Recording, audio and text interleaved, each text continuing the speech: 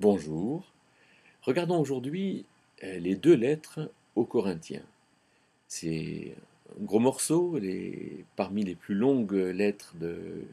des Épîtres du Nouveau Testament, mais c'est aussi important d'en faire un survol pour pouvoir voir de manière générale et savoir de manière générale de quoi parlent ces lettres. À mon sens, 1 et 2 Corinthiens parlent des relations entre les personnes et des relations entre les chrétiens. Montre comment les relations sont bonnes, sont importantes, sont heureuses, sont à cultiver, et comment est-ce qu'on peut les cultiver. C'est peut-être pas inutile de rappeler que Paul écrit ces deux lettres vers 56, il a environ 56 ans, et il a déjà écrit Galates en 49, la lettre de la liberté chrétienne, peut-être ce qui correspondait à, à son besoin de cet âge. En 51-52, il a écrit 1 et 2 Thessaloniciens, qui sont les lettres qui parlent du retour de Jésus-Christ pour régner, l'Église étant associée à son règne, et donc qui montrent l'aboutissement de tous nos efforts en quelque sorte. Et puis en 56, il écrit Romains, qui est la lettre qui parle de la justice, du fait que nous sommes absolument justifiés et qu'il n'y a plus aucune condamnation pour celui qui est sauvé par Jésus-Christ. Et il va écrire dans le même temps peut-être de Macédoine, ces deux lettres, 1 et 2 Corinthiens, vers 56-57. Alors, des lettres qui parlent de relations. Regardons de manière générale 1 Corinthiens. D'abord, dans les chapitres 1 à 4, Paul va dire, mais il m'a été rapporté par ceux qui sont de chez Chloé, que vous êtes divisés, vous n'êtes pas unis. Et il y a ceux qui sont d'Apollos, de Paul, de Pierre et même de Christ. Et il dit, mais le corps de Christ n'est pas divisé. Et donc vous avez à garder des relations entre vous et à considérer vraiment que vous êtes appelés à être ensemble. Il va dire euh, au chapitre 5 que euh,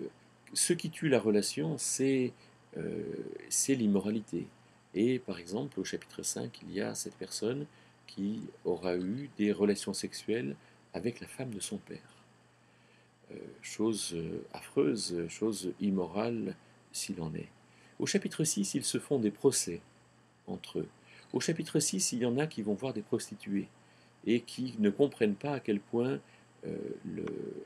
cela aussi est un non-sens du point de vue relationnel, où on ramène la sexualité à quelque chose d'actionnel et on méprise finalement la personne avec laquelle on va avoir une sexualité et non pas une relation sexuelle. Ce qui lui fait aborder au chapitre 7 la question du mariage et de ce que peut être cette relation avec l'autre, en parlant ici de la sexualité au début du chapitre, puis du divorce, puis du veuvage, et en montrant comment est-ce que tout cela peut être bien considéré. Au chapitre 8 à 10, il va parler des viandes sacrifiées aux idoles et montrer comment est-ce que euh, cette liberté que les chrétiens ont de manger des viandes sacrifiées aux idoles, puisque la viande n'est souillée par rien, peut être une occasion de chute pour les chrétiens, d'où ce verset clé que je vous propose éventuellement, le verset 9 d'un Corinthiens 8, qui dit prenez garde que cette liberté ne devienne une pierre d'achoppement, une occasion de chute pour les faibles. Hein, vous avez, vous, la liberté de faire ceci ou cela, mais finalement, avec les faibles, faites vraiment attention que cette liberté ne devienne pas une occasion de chute pour eux. Alors, au chapitre 11 à 14, il y a tout ce qui touche à l'Église et à l'organisation de ces relations humaines dans l'Église qui sont très belles, avec au chapitre 11 la question de l'autorité, au début du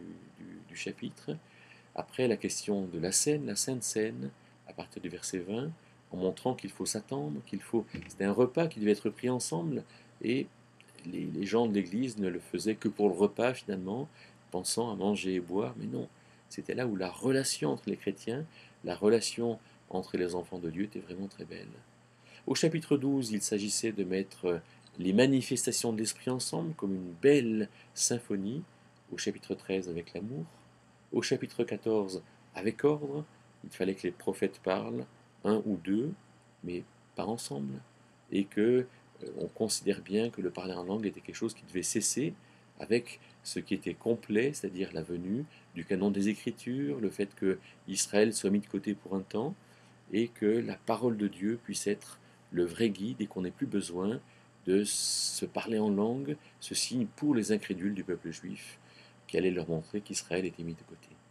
Et puis bien sûr au chapitre 15, la vraie relation passant par